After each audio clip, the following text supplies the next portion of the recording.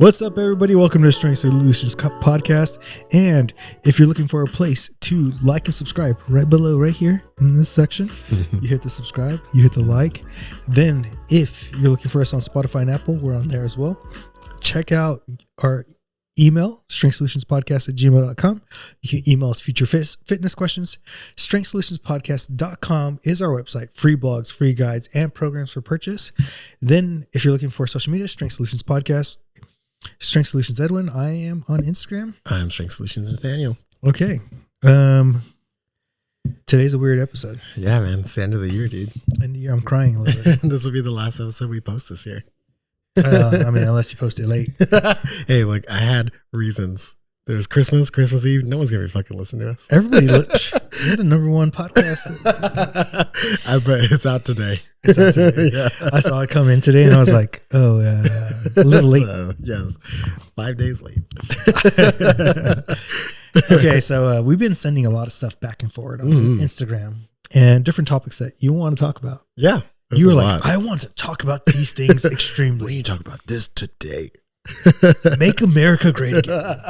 It's just a bunch of Trump stuff. It's called Make America Fitness Again. Yeah, that's MAFA. Yeah. We should make those hats. MAFA hats. Yeah. That's pretty good. That's funny. Okay. All right, you start with your first one. All right. So one of the first ones is one that we sent to each other. Actually, like maybe how. It wasn't that far apart from each other. other. It was funny. Yeah, I like opened it up and I was like, bro, what the hell? So it's a post from Dysfunctional Patterns. He's a guy he's all about dysfunction. Yeah, he's on Instagram. You guys can go look him up. And he had a post that said, it's like a cat looking at a pizza. And the pizza says, listening to Squat U. Right. And the Squat cat University. Yeah. And the cat is someone that has no gains. Right. And there's some other stuff too. It's like overcomplicating things, people with no gains, right? Doing anything but sleeping and eating better, people with no gains. Another bullshit supplement, right? And like a lot of it, I kind of agree with. I think it's kind of crazy that the first thing. Go ahead. Let's take it one step. You said Squat University. Squat University. Yeah. And people with no gains are the people that listen to Squat University, right? And I get what he's kind of going for, right? Is that Squat U is a pretty, I would say, very specific and also sometimes really advanced information that a lot of the general population doesn't necessarily need to be following, right? Mm-hmm. Not that it's bad information or that it's incorrect information. It's just that if you're someone who's like general pop, just trying to be consistent, like a lot of the people going into the new year, I'm assuming, right? Like Squat University isn't the first place I would run to tell you to go get information from. I would even argue it's complex for training. Yeah, that's true. Mm-hmm. Yeah, I would imagine that if you showed it to your average trainer, they might be like, I don't really understand what this is, right? If they're being honest. Yeah. And then also, what does he mean by gains? Strength gains, muscle gains. Yeah. So it leaves a little bit of, What are you talking to? Right. I would say Squat University is for a few people. Yeah. And those people are highly educated or have been in the fitness industry a long time, have a lot of experience. Those are the people who should listen to Squat University. Typically the average person, because there's another guy, I think his name is Connor Harris, got great information. And one of my clients are like, oh, I'm listening to him. I was like, yeah, you shouldn't listen to him because it's very confusing to you because you don't understand the concepts. I'm like, a lot of it's going to make sense.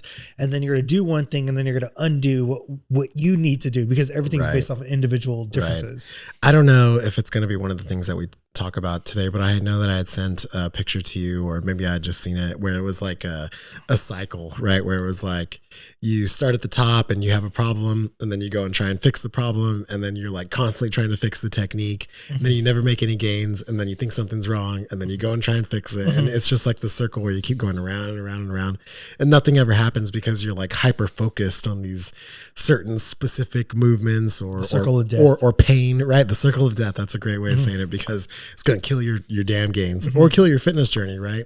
Where you just constantly think like, until I'm living pain-free and nothing ever hurts and everything's perfect, then I can't move on from the position I'm at now. Okay. What's the next one on the pizza one? The next one is overcomplicating everything, which I guess we kind of talked about right now, right? Overcomplicating too much and never really just going with it. Doing anything but sleeping and eating better. That's a good one. Yeah. The other day I was at work and I won't say who or anything, but one of the clients was asking for recommendations. No, we need names. Yeah, specific names, right? Yeah. Was asking for pre-workout recommendations, right? And one of the trainers that I know asked a good question. He was like, "Why do you need pre-workout? Like, what's the issue?" And she was like, "I just don't have any motivation. I'm tired, et cetera, blah, blah, blah." And he was like, "Well, you could maybe try this one, et cetera, et cetera." And then so she was like, "Okay, thank you." And she left. And I was like, I wonder if she's tried like just going to bed. and the trainer who had mentioned like the question, he was like, "You know what? You're probably right." And you try to cover it up, right? Put Band-Aids on. Yeah, I mean, it happens all the time. Mm-hmm. What's the best supplement for this, or what's the best supplement for that? And you're like, well, did you sleep? Yeah, have you even tried doing eat enough protein? Yeah. Mm-hmm. Have you made the attempt, right, at trying to clean up the actual symptom instead of, or the actual problem, right, instead of just trying to clean up the symptom? Yeah. Another one here is okay. We just talked about this here too. Another bullshit supplement, right? Yeah. Yep. And then quarter squats. That one's kind of funny. So quarter squats are also like we talked about the beginner. It's a particular thing you would do for a particular athlete. Right. For the average person, I would go full range to teach them, right? Yeah. Or 90 degrees. It goes Joel. Yep. Right? Yeah, it depends, right? But I would use quarter squats like if I had a basketball player. When in a basketball game do you go down past a quarter squat? Never. I would argue that even in football, right?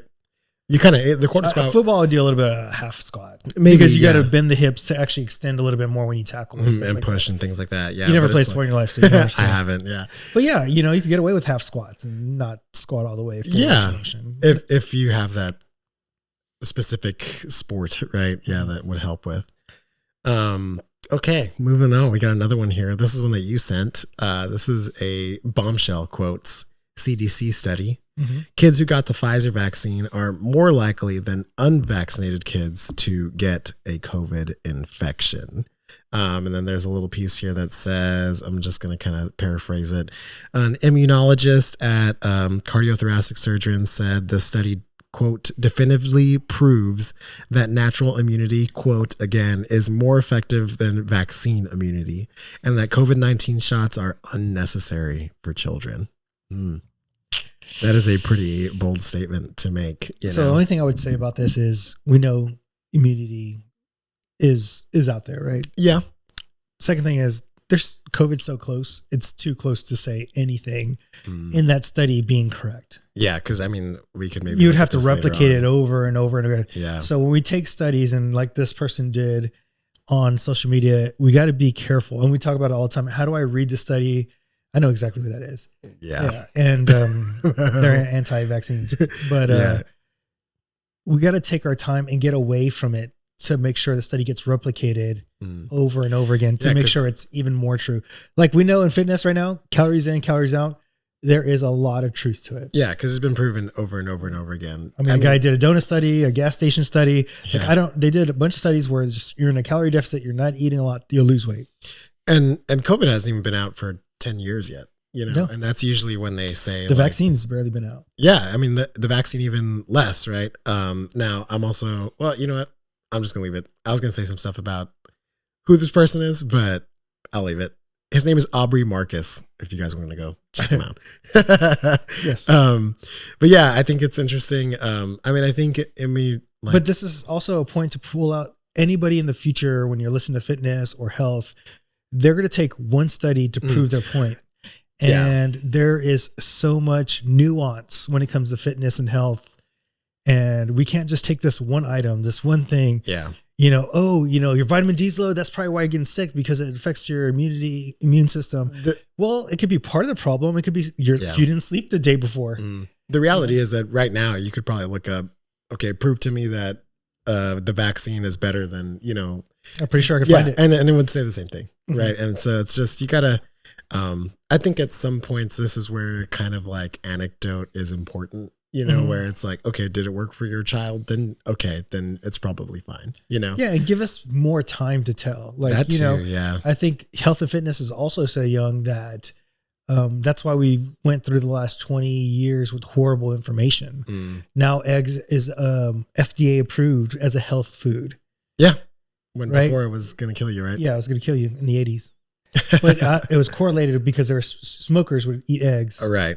Right. And coffee in the morning. And coffee was bad for you. Now coffee's good for you. Yeah. Coffee's bad for you again. Coffee, like, we're balanced creatures. Like, we need balance. There's just no definitive answer. By the way, coffee's bad for you again. Damn it. I mean, it's good. All right, well, let's go through another one. This is one that you sent from a person. Their name is Dr. Jolene Brighton. She wrote, what was the book she wrote? She has a book, right? Beyond the Pill. Beyond the Pill. It was a really good pill.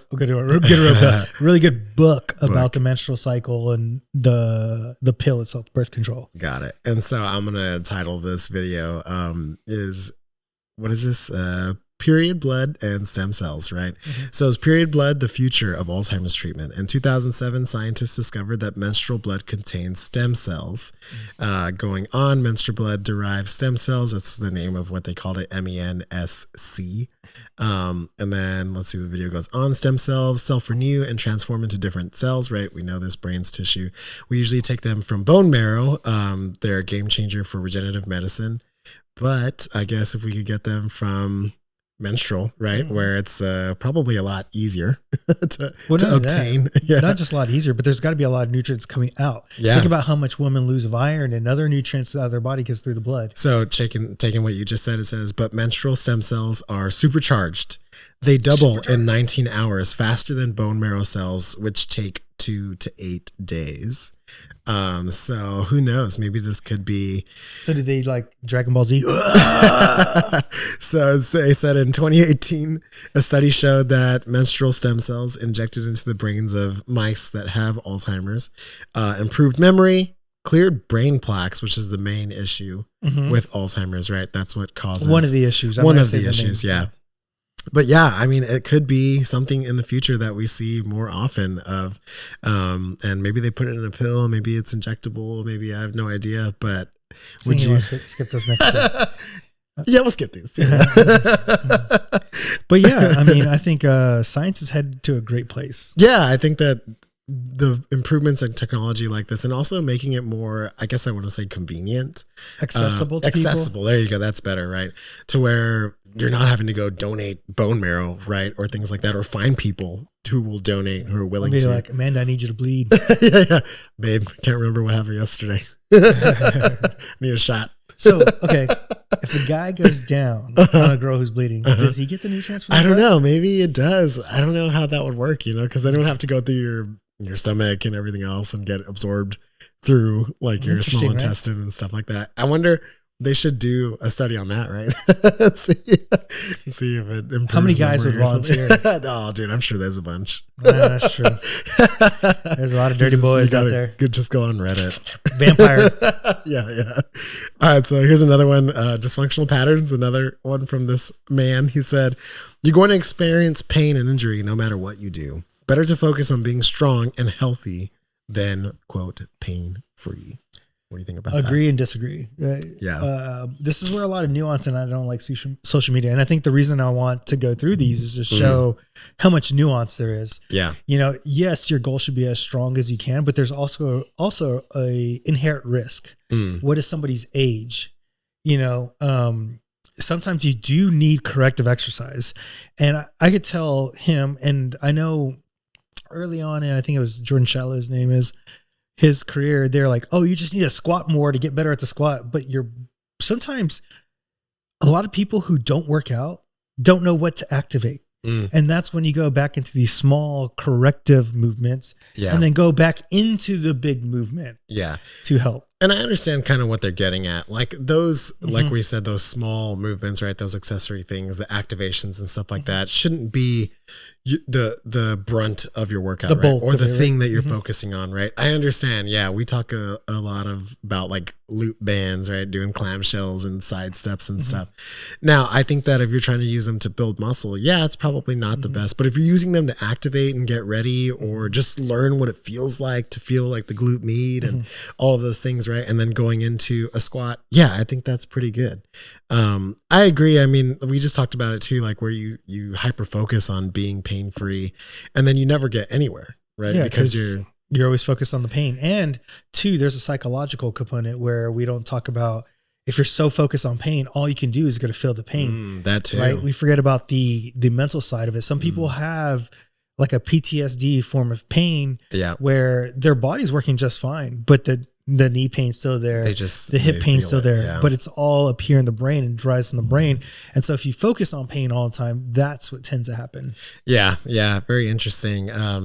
If you're going into the new year and you have a lot of pain, I think lifting in general is you're going to kind of get that side effect of like pain will be relieved, right? Yeah. Over time. Now, if you're having acute pain or long chronic issues, things like that, I think focusing on it is important, right? And I've even seen where trainers don't specialize in pain management, and they'll have a client who has pain and they just get them stronger and the pain goes away. There you go. So it could be that simple. Sometimes it's not for a lot of people, but sometimes you're just weak. Yeah. And it's okay. You just got to get stronger. Yeah. Mm-hmm. All right, moving on. We got our boy Mike and RP Strength. I'll kind of just let this one go as we're talking about it. But he's talking about John Cena. And it looks like John Cena was on the Howard Stern show at some point, and he was talking about Howard Stern asked him like, "Hey, have you ever done steroids?" Right? You got to juice. You can't say the word steroids. Okay, yeah, juicing. Whoa. John was pretty much like, "No, I've never done anything like that before, you know, like everything is natural. I've been working out since he was 12 is what he said." And Mike is kind of like, all right, like let's talk about this, right? Yeah. John Cena probably, I would imagine at some point in his life, right? Maybe not his whole life, but at some point I would imagine that he's been on some vitamin S, doing something, because the dude's huge. He's super lean. He's really, really strong, and he's probably older by now. Yeah. I don't know how old John Cena is, but I would imagine he's past his prime, so to speak, right? And he still looks super good. Yeah. Now, he made a good point, and he was like, look, he's on like a national media forum, right? Everybody's listening to him live. You cannot go on there and say, yeah, I've done this, especially when maybe he has a brand or a curated image, right, of being like this kind of superhero-esque person almost. Like his only choice really there is to kind of lie about it, right, and say, nope, I've never done it. It's like criminal charges against yourself. Yeah, for real, because like, I don't know if y'all know this, but that shit's not legal. It's crazy. There's bodybuilders showing what stacks they actually take now. Yeah, and it's insane. You know what I mean? Like they have some shit on there that like the normal person wouldn't be able to handle. Dude, like grams. Oh, yeah, dude. And I think that body tolerance, seeing this on social media, right, is that a majority of the people that you do see on social media who have the body type that you want, right, quote unquote, or, they're lean and they're strong and they do this and they're this young and blah, blah, blah. Look, dude, a majority of those people, you have no clue what they're on, and they might even be lying about it. We had Liver King come out this year, right? And got exposed, right? And everybody was like, well, he's just carnivore and works out. And that's how he got his body, right? And it's like, then you see people like John Cena and stuff like that. Like you can never really trust everything, right, you see on social media. And you have to have a more realistic expectation of what your body type is going to look like. I don't know if you sent it to me or I just saw it, but our expectations of what body actually looks like, and you thinking you're like a mid body type, has to do with social media. Yeah. Like stop watching it. A lot of these guys take steroids. They have an unhealthy habit with food or mentality towards it, or they're so extreme. Maybe they have blessed with great genetics. Yeah. I mean, the reality is that some people can look like that, right? Maybe not at John Cena's level, but look at Ronnie Coleman before he took the steroids. Right. He was huge, strong, just amazing. Just steroids made him like 100 times bigger. Yeah. So it's like everybody has their own sort of individual potential, right, of where they get to. But I also think that we just have this very skewed image. I mean, people talk a lot about how like women in media have like a body dysmorphic image of what they should look like, right? Because everybody is like curated and small and skinny, or looks like this and looks like that or whatever. But like men have that same issue, right? On social media, especially, where every dude that you see jacked, man. They look like Nathaniel.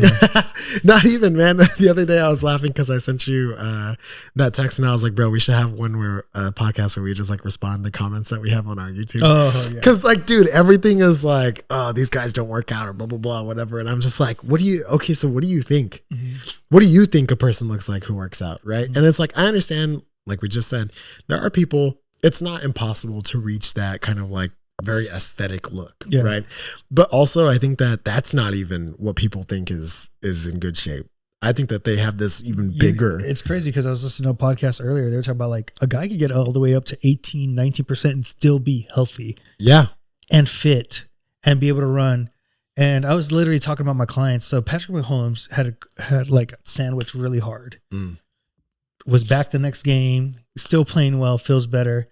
I think it's due because he's not so lean. His body percent fat, his body can absorb force a little bit. We want to be so lean all the fucking time, right? That they don't realize that's actually what's causing your injury. You're too lean.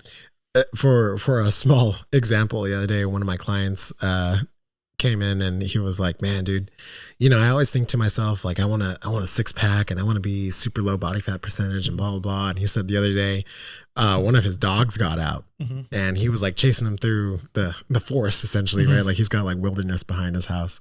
And he was like, as I was like running through there trying to catch my dog, like a tree branch was out and it cut me across my stomach. And he was like, all it did was kind of like nick just the surface. And, you know, I was bleeding and stuff like that. And he was like, but I thought about it and I was like, man, if I had a six pack or I was super lean and didn't have like at least a small layer of fat, it probably just would have like straight through me. Yeah. And I would have been like, you know, in a way more serious predicament. He was like, I don't really think I want to be like that. like that was scary enough, you know, to where I was like, damn, I guess I understand like the reasoning behind why it's not always super good to be lean all the time. You know? Yeah, it's the misconception of the movies like Gladiator. Oh like yeah, gladiators actually have a big stomach. Yeah, they were like strongmen type physique. Yeah. You know what I mean? They weren't bodybuilders. You know, that wouldn't be helpful. They'd get nicked and die. All right, moving on with like the social media stuff. We got someone that I like to follow. Her name is Move with Marcia. And she's a PT, I believe, but she also lifts and things like that. And she kind of follows the same stuff that we do, where she's not about just trying to get clicks or freak people out about stuff. She's very real. And, you know, she talks a lot about how her growth on social media has been extremely slow, sometimes not even at all. And one of the videos that she was posted here is that she was like, you know, I could be super, you know, giant on here. I could post toxic clickbait stuff like don't make this mistake and the one exercise you're not doing, and we talk a lot about stuff like that too, right? And she was like, you know, but like I don't want to, because I want to give y'all real information, talk to y'all in a honest way, and not try and just do it for social media clout, you know? I think more people that are like that, you don't want to add to the problem that we're already having. Yeah. Very important. So I think that you'll like this one. Did you watch this in the attachment Adam one? Yeah. You could explain it real fast. Okay. So he's talking about I guess why men shut down in relationships and trying to communicate and stuff like that. And so it's this guy and this girl, and they're driving together in a car. And the girl comes in and she's kind of in a mood, perhaps, you know, she kind of comes in with a little bit of attitude. And, that's never happened. and, you know, he's like, what the hell is up with her, you know?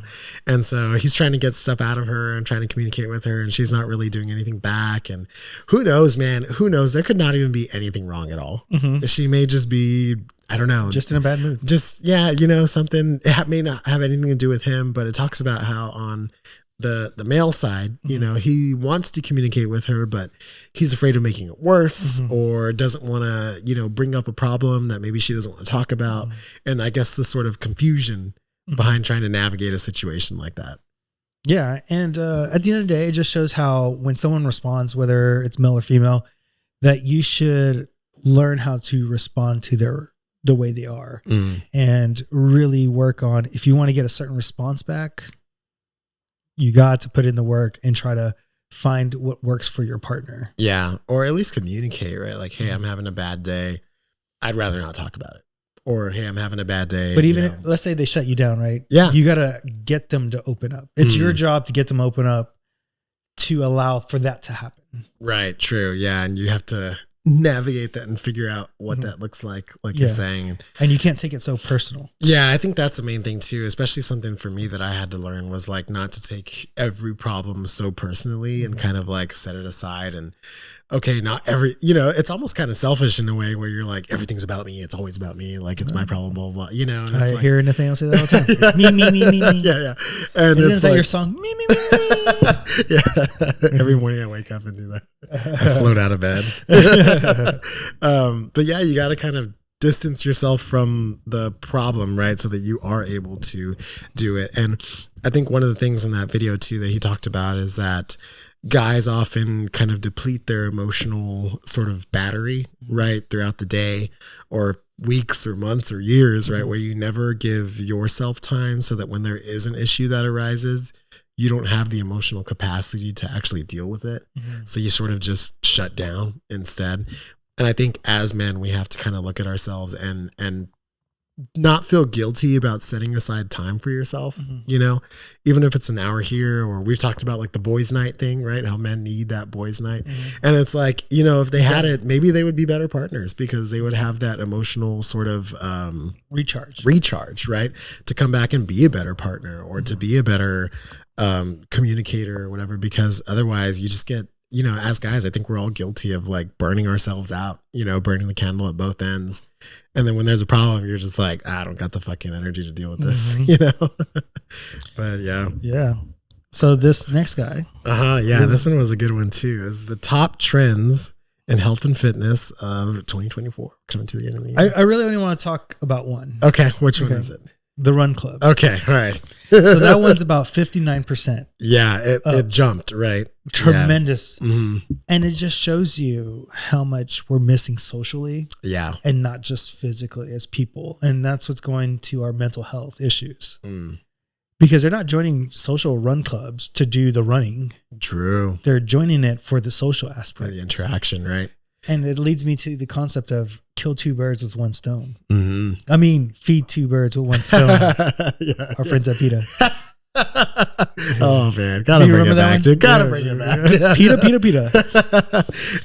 Yeah, I think he made a good point about how like social exercise has made a comeback this year. I don't want to say a comeback because there's like just, Pilates on there, right? Yoga classes in general, right? I would just kind of put this in the category of classes. And you know, we talk a lot about that, how like, yeah, maybe classes aren't the best in terms of like getting this specific goal or something, but there are benefits to them, right? I mean, like I see the classes that happen at Crunch and I'm like, damn, that kind of look a little fun, you know, like everybody's hugging and saying hello and stuff. Fitness doesn't always have to be about optimizing, getting strong as you can and getting these gains. It could be you just want to take care of your health. You want to enjoy life. And you're okay being 18% body fat as a guy, maybe 28% as a girl.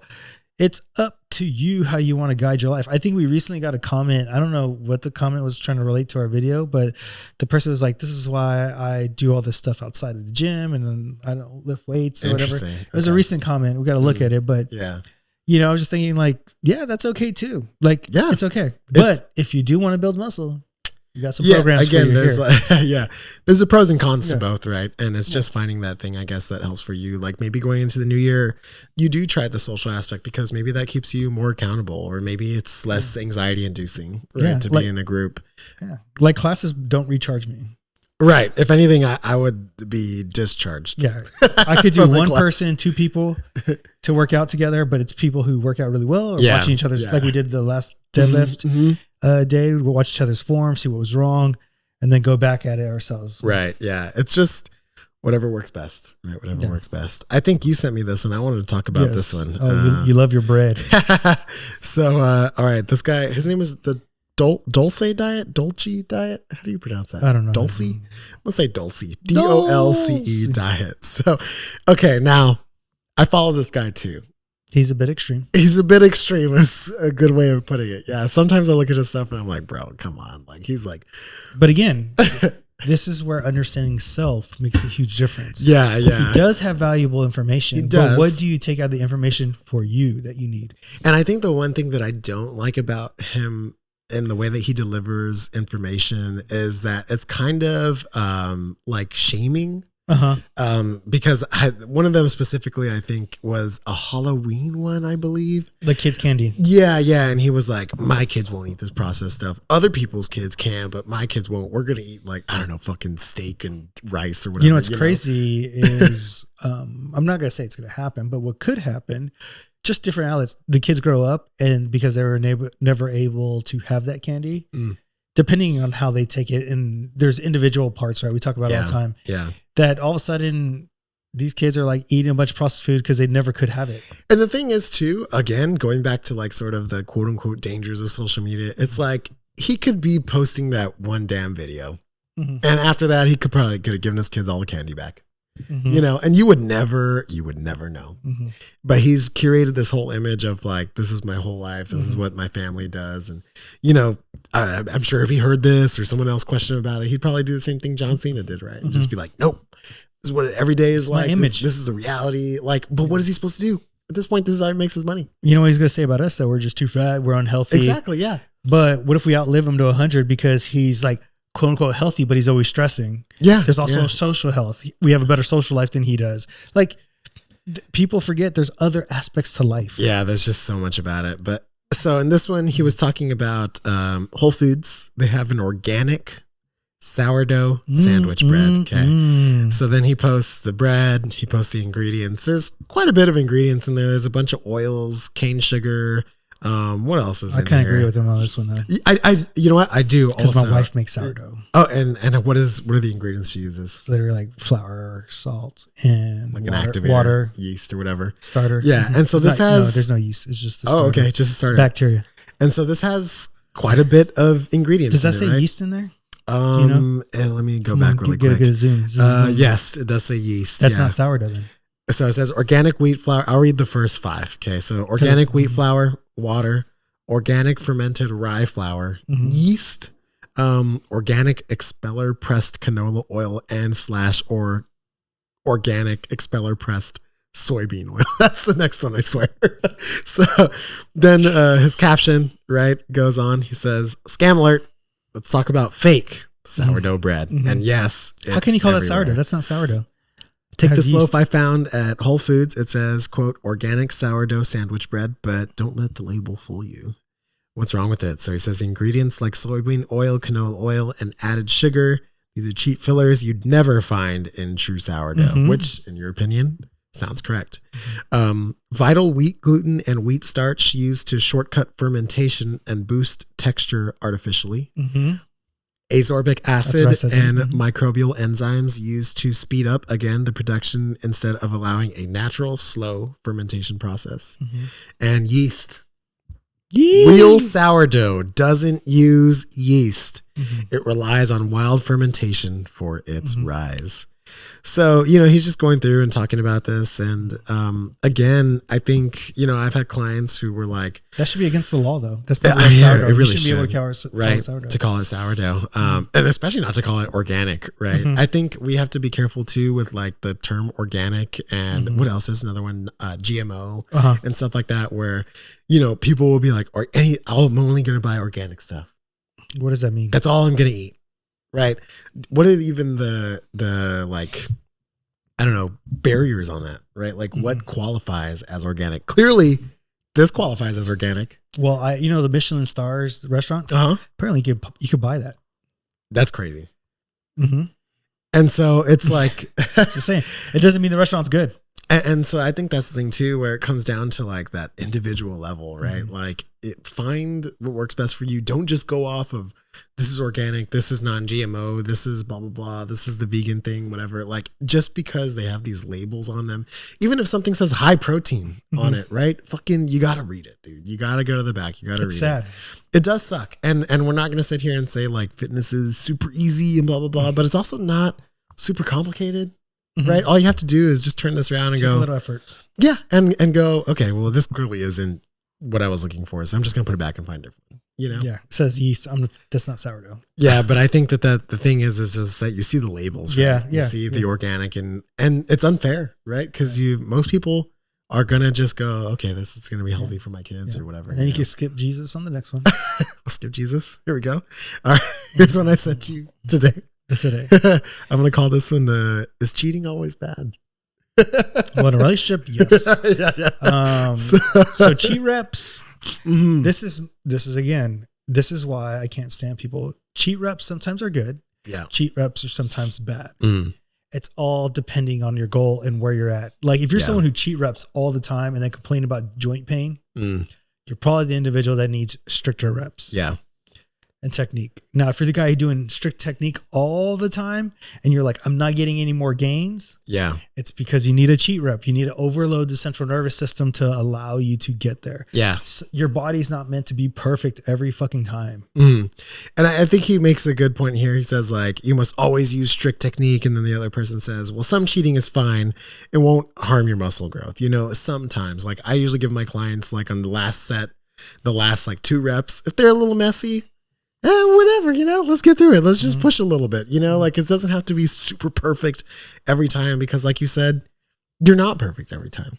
Right. And so I think sometimes putting a little bit of extra weight on and really just trying to grind that last rep out or whatever is sometimes a good thing. And I think it goes back to that if you're always super strict on your technique, like you said, oh, well, I can't, I'm not moving on until I can do every rep extremely perfect every single time. And you're just leaving gains on the table because you're not trying to progress. Yeah. And I think also too, as you get heavier, maybe it's not a cheat rep, but you got to be stricter with your tolerance of what you consider a cheat rep as you go up. True. And weight. Like if I'm dealing with like 600 pounds versus dealing with 200, right. You best believe if I don't feel comfortable, I'm not going to do it. Yeah, that's got to be like 99% right. Right. You know what I mean? Like you're not doing a cheat rep there. Yeah, I'm not going to do the risk of hurting myself. Your percentage for error, right, becomes a lot smaller the heavier the weight becomes. Yeah.